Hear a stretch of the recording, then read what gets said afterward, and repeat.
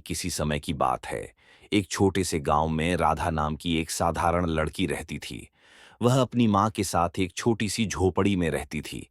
राधा की माँ ने बरसों पहले एक सुंदर साड़ी बुनी थी, जो पीढ़ी दर पीढ़ी चली आ रही थी। यह कोई साधारण साड़ी नहीं थी, बल्कि उसमें एक गहरा रहस्य छुपा था। यह जादुई साड़ी थी।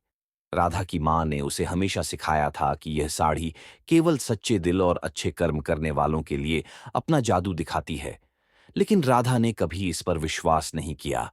वह सोचती थी कि यह बस एक पुरानी कहानी है। एक दिन गांव में राजकुमार के महल से घोषणा हुई कि राजकुमार स्वयंवर रचाने वाले हैं।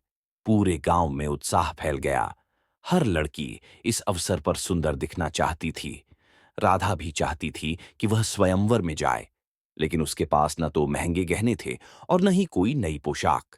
उदास होकर राधा अपनी माँ के पास गई। माँ ने मुस्कुराकर कहा, बेटी, ये लो हमारी जादुई साड़ी।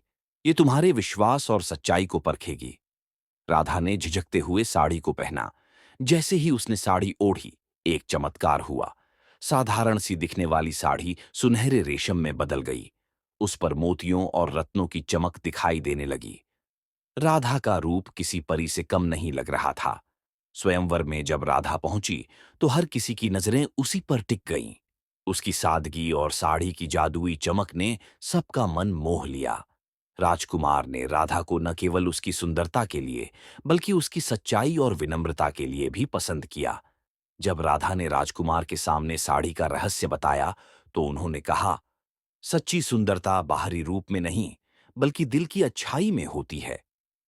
राधा और राजकुमार का विवाह धूमधाम से हुआ, लेकिन राधा ने साड़ी को फिर से उसी संदूक में संभाल कर रख दिया, ताकि यह अगली पीढ़ी के लिए भी अपनी जादुई कहानी कह सके।